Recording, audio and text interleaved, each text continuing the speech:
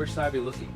Well, this is a good start to the whole thing. This is Santa Cruz Vibes Drop It, and that's a perfect question for it. We're at Sandbar Solar and Electric. Tyler Fox, Jeremy Curl. Title. Residential sales. That titles matter. Marketing manager. Marketing manager. Guys, it's so nice to be here. Tyler, good to hook up with you. Jeremy, I think we're going to start with this one. Right before we got on camera, we were talking about this video is an introduction to a lot of people that don't know who Sandbar is and when it started, what's it about. Who's most qualified to answer that question? I can take that one. Let's do it. Yeah, so Sandbar was founded by Spalasky in 2004. Okay. Started as a general electrical contractor, but quickly moved into the solar space and began growing the company. Right. Now we're up to 60 employees. Wow. On both residential and commercial solar, in addition to commercial electrical, so non-solar, but should establish a electrical service for commercial buildings. Right on. And electric vehicle charging and station addition. It's kind of like moving with the times. Yeah. Clearly, I mean, when it was started, there's some of these technologies and you can't foresee everything when you start a company like this, but it's ready to kind of meet that change a little bit. And then getting to you guys quickly, and we'll circle back around, is I know both of you, Tyler, your history is well documented in town as far as your commitment to environmental sustainability and things like that. You went to school for it. And so, right, and then, locally, kind of environmental studies in the world of it. And so I kind of like give, Tyler the floor first, and we'll switch back over here. Sandbar, a little bit of we have to go through your full resume and history, but this is a good fit for you, as far as like the environment. Right. Yeah, no, it's a great fit. Sandbar did the solar on our tiny house. Yep. They are very community minded. They go to sponsor events. They've sponsored surf contests I've put on in the past, and just a great team that I'm stoked to be a part of. Yeah, and I think it's kind of hard sometimes to find, and I know you don't know you because a lot of people feel like they know you through your former projects, but sometimes it's hard to match a job with an ethos. Right. And it seems like when you look at the mission statement of Sandbar and just local friends who have gotten work done by Sandbar, you found a gig that matches your kind of like view of the planet. Totally. And supports it a little bit, right? Yeah, you got it. Sandbar's all about renewable energy and kind of being less dependent on big corporate energy and basically providing our customers with the tools to really harness their own energy. 100%. And I think it's one part about it, and maybe this is a good time to kind of get this narrative out there, is like when you talk about energy independence and things like that, right? These are words we hear float by. Yeah. But here's a chance right now on camera. Jeremy, like, what's your definition of energy independence, for instance? Well, I think there's a couple ways to look at it. Yeah. One, energy independence, in one sense, could be true off-grid, where you're just living no connection to the utility, and you've got solar and batteries, or maybe a generator, and you're completely right. There is no other source of energy, and so the function you are completely isolated from what we used to have for utility connection. Yeah. But for the rest of us, which is 99% of us who have a grid connection, energy independence would be providing or generating the energy that you need on your rooftop, maybe storing it in batteries to give yourself energy in the evening. Sun is down. Gotcha. And relying on the utility very little, a couple % per year. Yeah. When it's stormy for a week or two. Right. It's not generating in the middle of winter. True. But offsetting your usage 100% or more so that you have very low bills and you're generating energy right on the roof. Along the way in my career, I've heard that 50% of the energy that reaches your home was lost in the generation and transmissions from the plant. So there's a tremendous amount of energy lost in getting energy to your. We've got sun in your roof every day, and you can generate up there and then send it right into your home. Right. Or batteries or both, and then maybe even export some during the day. For some homeowners, that's going to create a credit. Yep. For future bills. Utility makes some changes so that new solar customers don't get quite as much of the credit, and that's why batteries have become such an important part of the mix. 2-3 years ago, I was seeing 25% attachment rates for batteries to solar products. I was around 5 to 9. Gotcha. And if we can stay in the high weeds a little bit there for a second. Like, as far as like, let's say I'm a homeowner, I'm thinking about doing this. It could feel a little intimidating, right? And are there some like bullet point messages, like you get that, we all have elevator pitches, right? Like if you've got just a couple minutes with somebody what is the pitch to do this? What you just said resonated with me. Like, if I wasn't, living in a condo and I don't have control of it, I'd be doing it. But like, what's the elevator pitch for this node? I think we all have experienced the increase in our electric bills Yeah. year after year. Yeah. And so we offer a way to get away from that energy cost that runs away. And I also compare it to renting a home versus buying it. Interesting. We're talking to homeowners who saw the value in owning the asset of the home and they're paying rent forever. Yeah. And everyone who's paying PG&E is basically sending money out the door, and you're not buying an asset that you own. It's going to be a part of the value of your home and give you savings long term. That's a great way to look at it, because I think that's you did a good job. That was under 45 seconds. Well, the last 15 seconds is that we provide a free consultation to just take a look at what solar can do for homeowners. Yeah. So it's real easy. It takes about an hour. Yep. We look at your electric usage. We talk about what your future energy enhancements. If you're getting an electric car, getting a hot tub, you're building an ADU, those all get factored into how much energy you might need.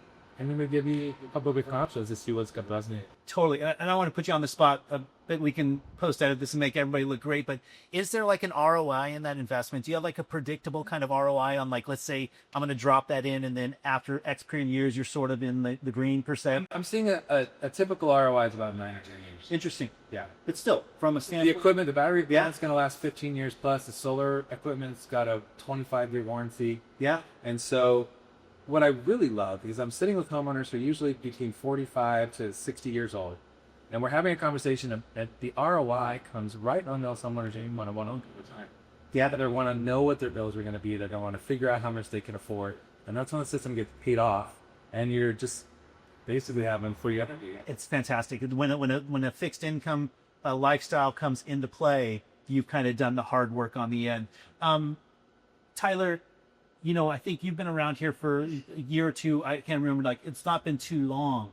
As far as that one goes, like, as far as this platform now, because I know you well enough from the outside that you're probably coming up to speed on all of this. What excites you about this? Like, as far as like, what excites you about this? Even like the technology or where it's going, and when you have conversations with people, like even at Mushroom Festival this weekend, right? Yeah. What excites me is just the advancements in how efficient everything is becoming. The panels are being able to produce, so much more, or capture so much more energy. The batteries on the same front there, and you could just do more with less. Right. I'm in a tiny house, and my whole roof is solar panels, but I'm using an older model, right? So if I was using the most current model now, it'd be like I'd be producing like a lot more. I'd maybe charge a car or something. I don't, but like the advancements there, and yeah, just seeing more people really take control of their energy. Yeah. And I wish, or I enjoy it when there is a storm, and I live up in the mountains. Yeah. And like all the houses are dark, and we're this little house that's like all the lights are on. Yeah, exactly. And it's pretty nice to sitting back and putting on the electric kettle and watching our favorite shows, and it's like everyone's got their loud generators turned on and things. So and then aside from that, just the benefits of using the sun. It's 100%. up there just producing energy nonstop. The sun is an incredible energy producer. There's no doubt that we should all be really capitalizing. Yeah. on. So. And I'll tie our little universe in together, because it's somebody that I know for sure. But Ethan Estes, he's a friend of all of ours. We're working with another guy, Nelly. We're doing little documentaries with him, and we were in his studio at one point, and we asked him about global warming, about the things we can do, and we cut it. It was just like this. We walked out, and I'm at the car, and I'm like, one more question for Ethan. I said, is it too late? We turned the cameras back on, and he thought for a minute. He goes, it is too late. But the obligation right now for technology like this, and what you're doing right now, is mitigation. It's basically it's not so much putting our best foot forward. There is we've reached the tipping point with what we've done to this planet, right? And now it's more of instead of a reactive, it's a proactive stance that we're taking, a proactive stance in this new world. And I think this is one of this is a leading front of that And another thing that I want Jeremy to answer, because, you know, as far as time here, is like you said something, it felt like in the early days of solar, you were doing something for the planet, you were doing a favor, but sacrificing the efficiency and the power. It sounds like it's catching up a little bit as far as like, I'm not saying all the way, but is it catching up a little bit? Well, I got into solar in 2005. Okay. So the solar panels back then were 150, 160 watts. Okay. Yeah, about the same size and shape as they are now. So the efficiency has grown from 13, 14% up to 22%. So nearly doubling how much energy density these panels can produce. We've got folks calling in and say, hey, I've had my system on for 20 years. I've got 40 panels up there. You know, is it possible to get, you know, a new system? And we're able to do the same amount of energy for the panels and use less of your reef. And so that's what it's incredible, right? I mean, and then the way it's kind of like, you know, it's going on this, you know, with everything else, and I'm sure there's technology working behind the scenes on all that we use, that the future of this right now, and we can kind of get into this conversation a little bit, is like, this is the now, this is what's there. And I think one of the questions I definitely wanted to ask today is like, what's exciting, and I know we'll see some of the stuff in the B-roll here that's, but what's exciting you right now about the future of this technology?